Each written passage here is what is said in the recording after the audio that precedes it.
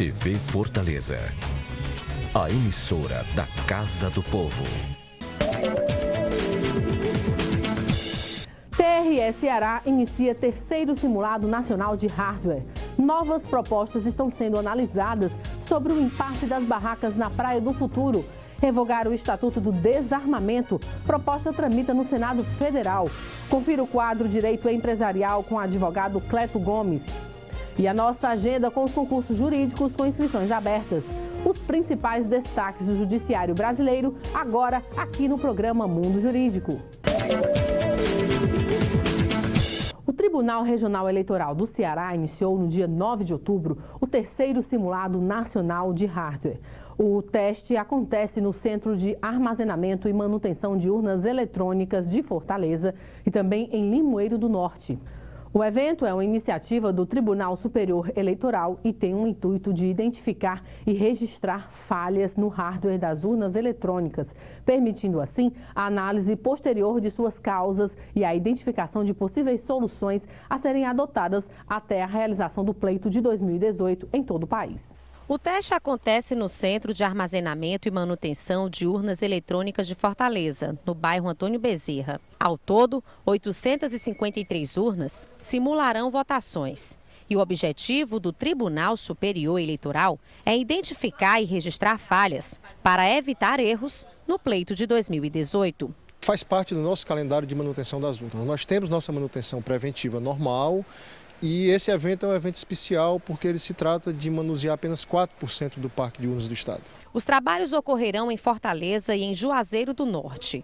Identificando algum erro no hardware, as urnas serão encaminhadas aos procedimentos técnicos. Podemos ter dois tipos de problema que podem aparecer. Problemas com o programa, problemas de software, e isso a gente passa para o Tribunal Superior Eleitoral, e problemas de hardware, problemas com equipamentos, que entram no nosso ciclo normal de manutenção. Fazemos o chamado para a empresa prestadora de serviço e ela comparece aqui no centro de armazenamento e faz a manutenção corretiva.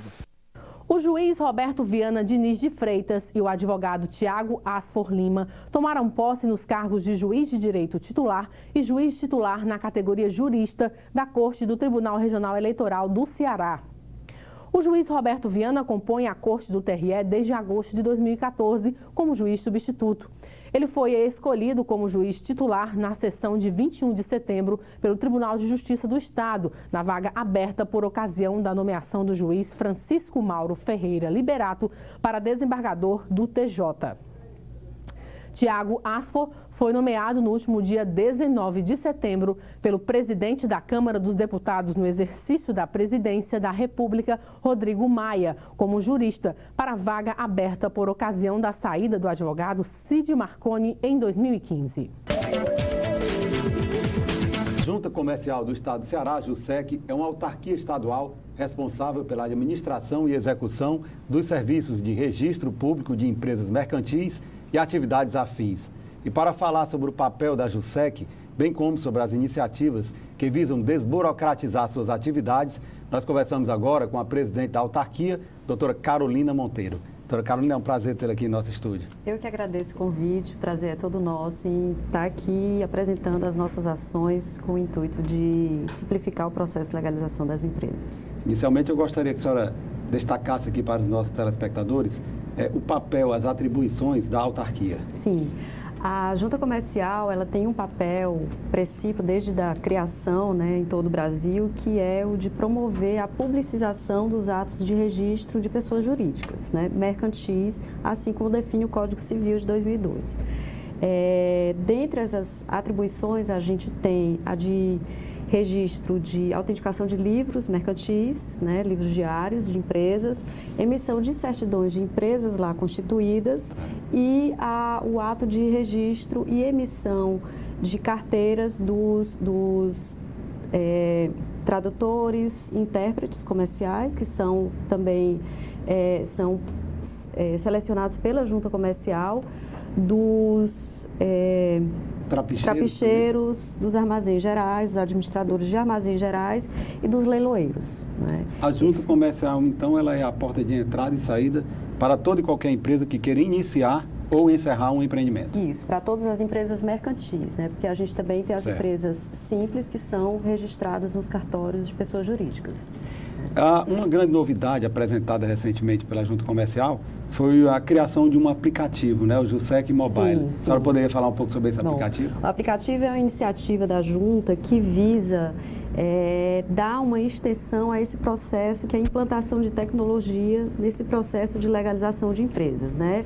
O objetivo inicial do aplicativo é justamente dar uma maior transparência dos acompanhamentos dos processos que foram submetidos a registro, né? No momento em que o documento ele entra na junta para ser uma empresa ser constituída ou alterada ou extinta, eu posso, através do aplicativo, ter todo o caminho desse processo lá na junta, poder acompanhar e receber as notificações de mudança do status do processo na junta. Mas existe a possibilidade, ou pelo menos está sendo estudado, de que pelo menos uma das fases do registro seja feita através desse aplicativo? Sem dúvida, a gente está trabalhando intensamente, né, em poder estender os serviços do aplicativo, né? E um dos serviços que a gente pretende disponibilizar em um curto prazo é o registro de empresas individuais através do aplicativo e emissão de certidões através do QR Code, né? Isso a gente acredita que vai dar uma celeridade muito grande na prestação desse serviço. Doutora Carolina, existe uma rede denominada Rede Simples, né? Gostaria que a senhora explicasse o que significa essa rede e como funciona. Tá. A Rede Simples, ela decorre de uma lei, que é a Lei 11.598, uma lei nacional, e que objetiva, né, a entrada única de dados e documentos a fim de simplificar o processo de legalização de empresas, né? A gente tem uma realidade em que no Brasil há uma dificuldade muito grande em se legalizar uma empresa, ou seja, o que é legalizar a empresa? Desde se ter a ideia do registro da junta até o real funcionamento dessa empresa.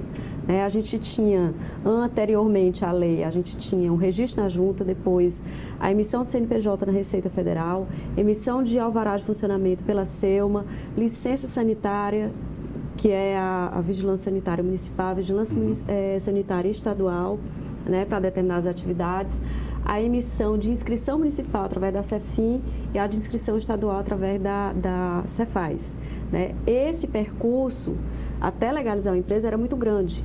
E a lei da Rede Sim, ela vem justamente para diminuir esse caminho. Como a junta e a maioria das empresas, elas são mercantis e são, portanto, registradas na junta, a ideia da Rede Simples é exatamente colocar no portal da junta comercial todos esses órgãos integrados a fim de que simplifique e diminua esse percurso desses empreendedores até legalizar o seu negócio. E o registro digital, ele já também está sendo disponibilizado pela Junta Comercial do Estado do Ceará, não é verdade? Sim, uma das nossas primeiras ações de gestão foi colocar um sistema interno na junta que conversasse bem com a ideia da Rede Sim.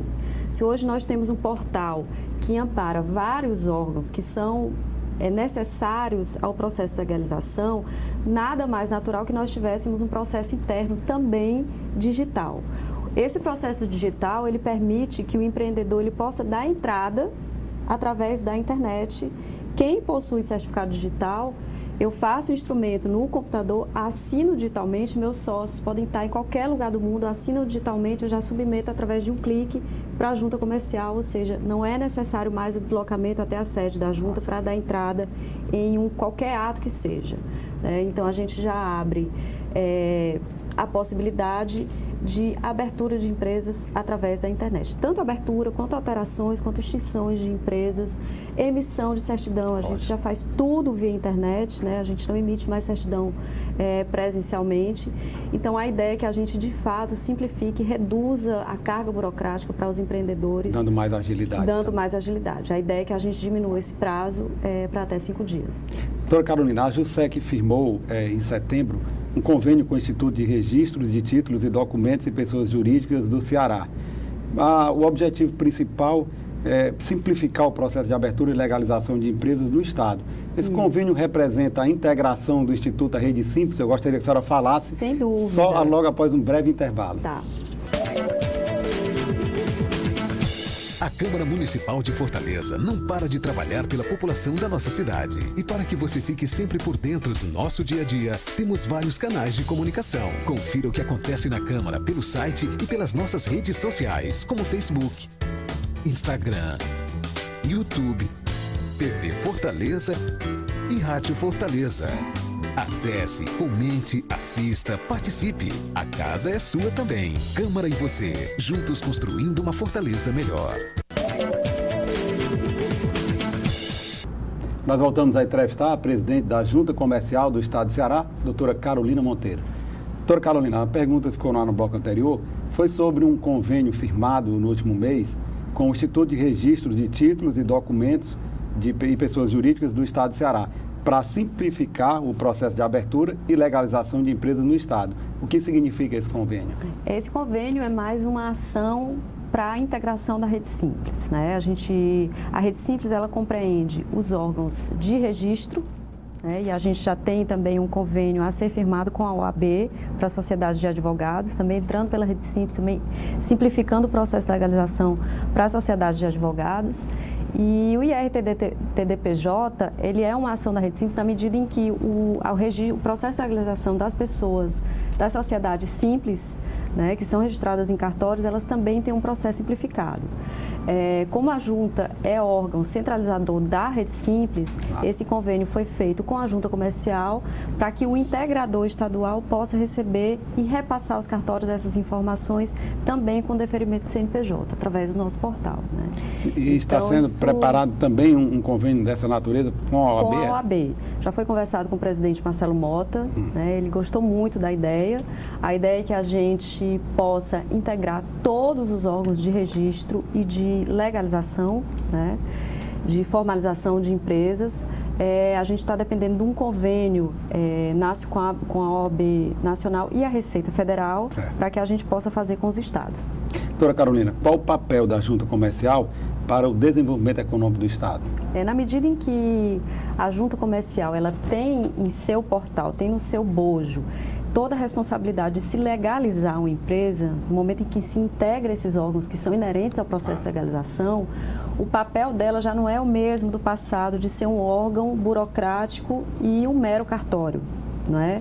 A gente hoje já tem todo o processo de legalização funcionando dentro do portal da Junta, né? A gente já tem efetivação, hoje a gente já emite através da Junta Comercial CNPJ, inscrição municipal através da integração com a Cefim, alvará de funcionamento através da integração com a Selma, a licença sanitária municipal também com integração com a Selma, a Cefaz já está integrada, estamos fazendo teste em produção, então a inscrição estadual já vem através da Cefaz. Então esse processo ele já está hoje simplificado também com o registro digital na Junta. Então a gente acredita que o papel da Junta, no momento em que simplifica, que retira a carga burocrática, atua diretamente no processo de desenvolvimento econômico do Estado. Com certeza. A senhora acredita que a legislação atual, ela acaba sendo um entrave ao empreendedorismo no Brasil? Eu não tenho dúvida disso, né? A gente tem discutido muito a nível nacional com as juntas comerciais da necessidade de, além de reduzir os procedimentos, além da tecnologia que a gente dispõe hoje para simplificar processos, para simplificar procedimentos, a gente também tem a necessidade de rever a legislação. Preciso que a legislação avance. É necessário porque a tecnologia ela está aí para a gente dispor dela, para simplificar esses procedimentos, mas a legislação muitas vezes ela engessa o uso da própria tecnologia para isso, né? Então a gente tem tido uma discussão muito forte para mudar a legislação e fazer não com que a legislação ela simplifique a questão do controle do Estado, que a gente acredita que é necessário, mas que ela simplifique também, né? A gente acredita que a gente tem muito para avançar, mas que às vezes a legislação ela está muito tempo atrasada em relação ao tempo que a gente está hoje. Então é necessário que a gente rediscuta tanto a questão da legalização de empresa como a questão do processo. Já tem hoje muitas ações nesse sentido de simplificação das obrigações tributárias, né? Mas a gente acredita que no processo de legalização a legislação ela tem representado um entrave para os avanços na simplificação. Doutora Carolina, qual conselho a senhora deixaria para as pessoas que estão aqui nos assistindo e estão pensando em empreender, estão pensando em abrir o seu primeiro negócio e até mesmo para aquelas pessoas que estão atuando na informalidade? Bom, hoje o processo está simplificado, Hoje é possível fazer tudo pela internet, hoje o caminho ele foi sobremaneira reduzido, então é necessário que os empreendedores eles venham entrar no portal da Junta Comercial, conhecer esse processo simplificado, adquirir os certificados digitais, porque representa de fato uma simplificação, uma facilidade em registrar uma empresa. A gente tem uma novidade que está para sair agora até dezembro, que é o registro de empresas individuais automático, sem necessidade da própria análise pela Junta, com análise só do sistema, porque representa só dados, né? A gente já faz uma checagem de dados via sistema, esse registro ele vai ser automático em até 5 minutos. Então, hoje o processo está mais simplificado e que está favorecendo o ambiente de negócio. Esse é o nosso trabalho, é favorecer o ambiente de negócio para que os empreendedores eles se sintam capazes de se legalizar e se formalizarem. Então, é um ambiente hoje propício para o ambiente de negócio e o desenvolvimento econômico do Estado. Doutora Carolina, o tempo realmente voa, nós estamos chegando ao final da nossa entrevista. O programa Mundo Jurídico agradece a sua presença e parabeniza a Junta Comercial, em seu nome, pelas iniciativas no sentido de desburocratizar suas atividades e facilitar o dia a dia do empresário, do empreendedor, e abre agora espaço para as suas considerações finais. A gente acredita que a Junta hoje ela está imbuída do papel de atuar diretamente no desenvolvimento econômico do Estado e do Brasil. Então, esse papel hoje representa um trabalho de desenvolvimento de políticas públicas e de ações a fim de melhorar o ambiente de negócio do nosso Estado. Então, a mensagem que a gente deixa para os empreendedores é que nós temos hoje um processo simplificado e que eles nos procurem para que a gente possa dar orientações, para que ele possa se legalizar e se formalizar e não deixar de correr risco. Né? Contribuir com o Estado e contribuímos com os empreendedores. Obrigado. Nós que agradecemos. Ivelise Maia. Revogar o Estatuto do Desarmamento. A proposta tramita no Senado Federal. A previsão é de que qualquer pessoa que tenha bons antecedentes criminais, exame psicológico em dia, exames técnicos também, poderão comprar uma arma. Em 2003, com a efetivação do Estatuto do Desarmamento, a aquisição de armas de fogo ficou mais rigorosa. A autorização concedida pela Polícia Federal depende de alguns requisitos, como teste psicológico e exames técnicos. De lá para cá, pesquisas afirmam que 160 mil homicídios por armas de fogo foram evitados no Brasil. Porém, a facilidade de compras de armamentos no mercado clandestino, 86% das apreensões da Polícia Militar, provoca uma sensação de insegurança. E a restrição à aquisição e ao porte de armas foi a justificativa do senador Wilder Moraes, do PP de Goiás, através do seu projeto de decreto legislativo, que propõe a revogação do Estatuto do Desarmamento. Ele argumenta que a população precisa se defender diante de tanta insegurança. Mas, para Geovane Jacó, especialista em segurança pública, a solução não é armar o cidadão. O estudioso confirma que a Lei 10.826 de 2003 reduziu sim a violência no país. O que falta mesmo é a efetivação de políticas públicas que tratem sobre o tema. 60 mil homicídios são praticados hoje e cerca de 72% desses homicídios eles são praticados por arma de fogo. Então, tem uma complexidade muito grande. E a gente vê a crise ou a incapacidade do Estado de gerar políticas públicas que, de fato, efetivem e deem respostas, na verdade, efetivas para esse drama que passa a sociedade brasileira e que recai sobre nós. O projeto que tramita no Senado Federal propõe também a realização de um plebiscito junto com as eleições do ano que vem. Os brasileiros, inclusive, já podem se manifestar no portal do Senado através de uma enquete virtual. A possibilidade da mudança foi comentada entre os parlamentares da Câmara Municipal de Fortaleza. Nós estamos vivendo um momento de muito estresse. Muitas vezes, por qualquer discussão que tenha, a pessoa que estiver com a arma de fogo, ela já sai do carro e já mata aquela pessoa sem nem procurar ter um diálogo.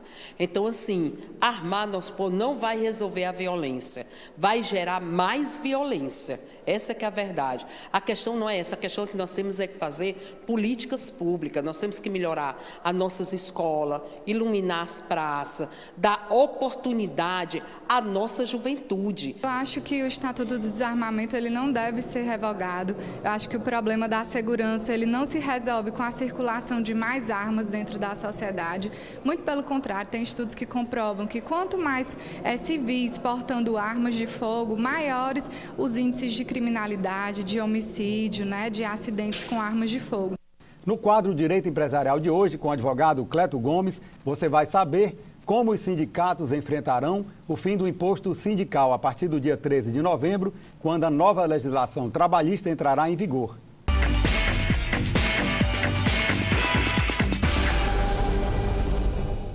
Prezados telespectadores, queria agradecer mais uma vez o fato de a gente estar aqui no seu programa, hoje para debater exatamente a extinção do imposto sindical.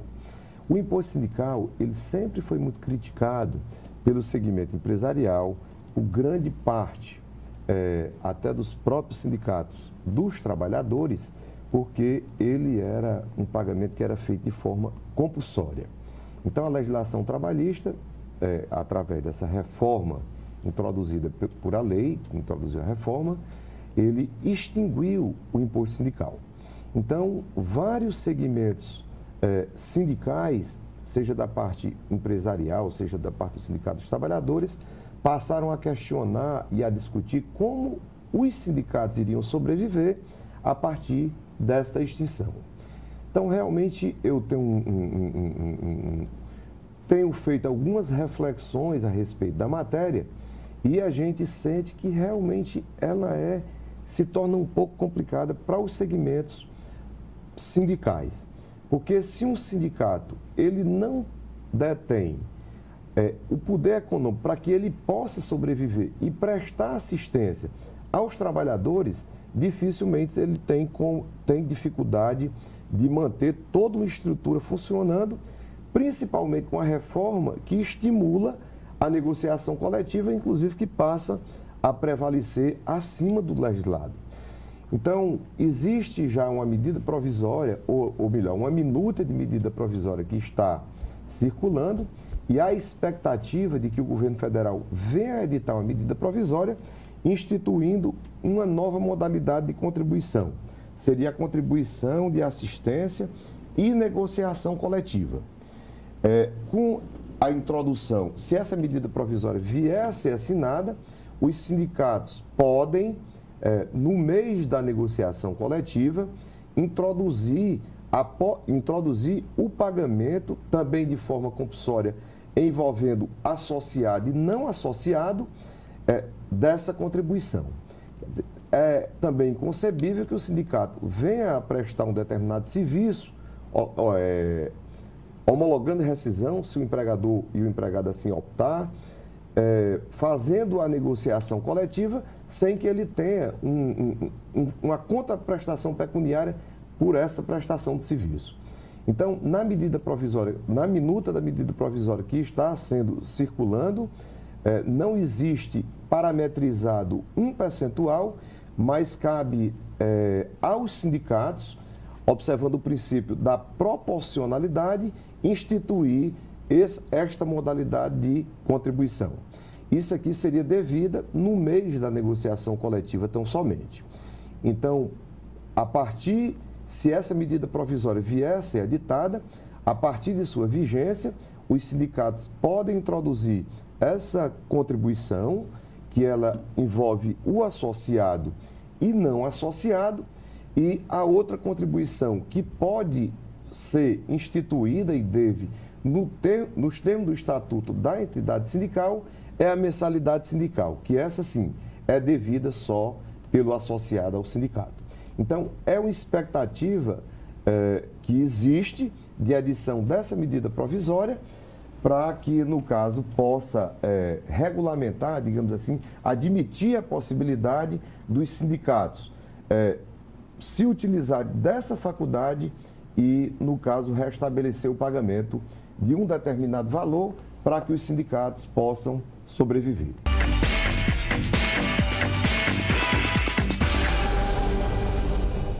A previdência complementar fechada no Brasil vem crescendo a cada ano. O brasileiro percebeu que é preciso pensar no futuro, poupar hoje para ter qualidade de vida amanhã. Na prática, os planos de previdência complementar funcionam como uma poupança. É um investimento de longo prazo e uma forma de investir bem flexível e transparente, em que você pode acompanhar através de extratos a rentabilidade de seus investimentos. Formar uma reserva financeira para realizar um sonho e planejar uma aposentadoria segura a longo prazo, além de uma renda para o caso de invalidez e uma pensão paga aos seus beneficiários caso ocorra alguma fatalidade. Esses são os principais objetivos de quem já aderiu ao plano de benefícios previdenciários do advogado OAB-Prev Ceará. Então não perca tempo, faça já o seu plano de previdência complementar e garanta o seu futuro. Para mais informações, ligue 3464-3991. O Centro de Apoio do Advogado e da Advocacia da OAB Ceará está cada vez mais atenta às prerrogativas dos advogados, coibindo e representando contra todo e qualquer tipo de abuso que dificulte o exercício da profissão. E para falar sobre as iniciativas e a defesa das prerrogativas dos advogados, tanto na capital quanto no interior do estado, nós conversamos agora com o coordenador do Centro de Apoio, Dr. José Navarro. Dr. Navarro, é um prazer tê-lo novamente conosco aqui no estúdio do programa Mundo Jurídico. Satisfação é nossa, Velt, de estar podendo participar novamente desse conceituado programa. Muito obrigado. Obrigado. Eu gostaria inicialmente de começar tocando num ponto polêmico, que diz respeito a um projeto de lei apresentado pelo Poder Judiciário que versa sobre a reforma do Judiciário e que, na realidade, vai culminar com a extinção de várias comarcas no interior do estado. Como é que o Centro de Apoio está acompanhando e o que representa o fechamento dessas comarcas para o dia a dia da advocacia? A Ordem dos Advogados do Brasil, ela se manifestou já publicamente, tem trabalhado incansavelmente, né, principalmente através do presidente Marcelo Mota, contra esse projeto, principalmente no que diz respeito à extinção das comarcas. Isso, na verdade, tem um reflexo direto na atividade profissional do advogado. Ora, se o jurisdicionado que está lá no canto, lá no sertão, naquele mais necessitado, ele não tiver, né, uma unidade do fórum naquele local, ele dificilmente vai ter o benefício, a sua demanda solucionada, né? Isso acaba refletindo na atividade profissional daquele advogado que atua naquela região. Então, no nosso entender, o tribunal, nesse sentido, está indo na contramão. Na verdade, o ideal seria que em cada município tivesse uma comarca, cada município fosse sede de uma comarca, né? Ampliando, assim, a prestação jurisdicional, principalmente para aquela população mais necessitada. E o senhor tocou numa questão importante, é que o jurisdicionado ele está próximo do advogado e não do magistrado. Então, o primeiro a ser cobrado, quando a coisa não funciona, é o advogado. Exatamente. Quem faz aquela ligação com o cliente é o advogado. Normalmente, o processo está demorando, o cliente chega e pergunta ao advogado o que é que está acontecendo, por que é que meu processo não anda, por que é que não foi julgado ainda, por que está demorando tantos meses, tantos anos e eu ainda não tenho uma solução para o meu conflito. Então, o advogado é que tem que dar aquela resposta que muitas vezes ele não tem, é uma resposta que depende do Poder Judiciário. O senhor acredita, então, que o Poder Judiciário poderia ter adotado outras medidas alternativas ao invés de pensar em fechar e extinguir comarcas? Olha, eu acho que talvez o Judiciário tenha que fazer uma reforma, talvez ele tenha que cortar gastos, nós vivemos um momento de crise, só que eu acho que ele optou por um caminho que não é o mais adequado. Eu acho que se tiver que cortar alguma coisa, por que não se começa com gastos supérfluos, por exemplo, como um carro para os desembargadores? Para que é uma coisa ultrapassada, antiga, né, que não se usa, né, não se vislumbra mais em país nenhum, um magistrado ter um carro para levá-lo pela manhã, um motorista, né, disponível durante o dia todo e para levá-lo no final do expediente para casa. Quer dizer, são 44 desembargadores, com carro, com motorista. Então, isso bastaria que houvesse para o tribunal alguns carros disponíveis para o trabalho, para o dia a dia. E outra situação também que onera